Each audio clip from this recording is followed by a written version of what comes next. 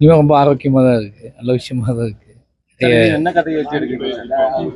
இது ஒரு sports drama போயிட்டுருக்கு. பைசன் 1 மந்த் ஷூட் முடிஞ்சிடுச்சு, இன்னொரு மஸ்ட் ஷூட் போயிட்டுருக்கு. தூத்துக்குடியில் தான் போயிட்டுருக்கு. படம் முழுக்க தென் மாவட்டங்களில் தான் சொல்லுங்கள். ஆமாம், இது ஸ்போர்ட்ஸ் ட்ராமா அப்படிங்கிறனால நேஷ்னல் இன்டர்நேஷ்னல் எல்லாமே வந்து தென் மாவட்டங்களும். தென் மாவட்டத்தை பற்றின கதைக்களம். ஆமாம் ஆமாம் ஆமாம். இது வந்து உண்மை சம்பவத்தை அடிப்படையாக கொண்டதா எப்படி? இல்லை, என்ன சொல்கிறது, ஃபிக்ஷனும் இருக்குது, உண்மை சம்பவங்களும் இருக்குது, அது புனையப்பட்ட ஒரு கதை தான். அந்த ஓடிடி போன்ற தளங்கள்ல வந்து நிறைய மூவிஸ்லாம் ரிலீஸ் ஆகுது, தியேட்டர்லயும் ரிலீஸ் ஆகுது.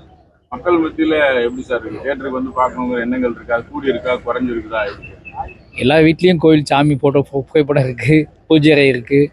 ஆனால் அந்த கோயிலுக்கு போய் கும்பிட்றது கம்மியாகல. அது மாதிரி தான் சினிமா வந்து மக்களாக சேர்ந்து கூடி பார்க்குறது வந்து எப்போவுமே மாறாது. அதனால் வந்து ஓடிடி அப்படிங்கிறது வந்து லைப்ரரி மாதிரி.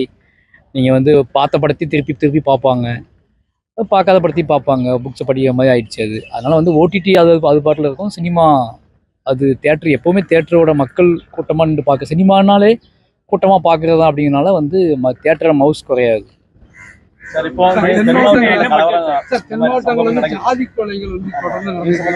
விழிப்புணர்வு காணாதான் எப்படி இது படங்கள் எதுவும் எடுக்க வாய்ப்பு இருக்காங்க?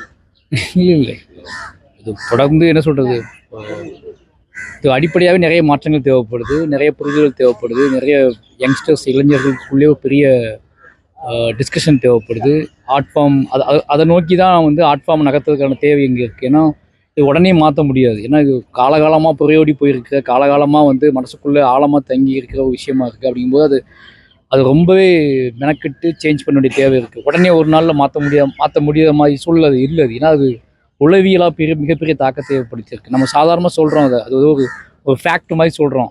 உடனே ஒரு சட்டம் போட்டால் திட்டம் போட்டால் மாற்ற முடியும்னு சொல்கிறோம். அப்படிலாம் முடியாது. ஏன்னா அது உளவியலாக ரொம்பவே ஸ்ட்ராங்கான ஒரு புரியலாக ஜாதி இருக்குது. அப்படிங்கும்போது நம்ம வந்து அது ரொம்ப எல்லாரும் சேர்ந்து ரொம்ப நுணுக்கமாக ஆர்ட் ஃபார்ம்லையும் சரி, அரசியல்லையும் சரி, எல்லா தளங்கள்லையும் சேர்ந்து ரொம்ப ஸ்ட்ராங்கான ஒரு வேலை முன்னெடுக்க வேண்டிய தேவை இருக்குது. அப்படி பண்ணால் தான் அடுத்த தலைமுறையாவது குறைந்தபட்சம் ஒரு என்ன சொல்கிறது, ஒரு புரிதலுக்கு உள்ளாகும்னு நினைக்கிறேன். பட்ஜெட்டா அது தெரியல. அரசியல் வரக்கூடிய யார் வேணாலும் தான் வரலாங்க, அது சந்தோஷமான விஷயம்.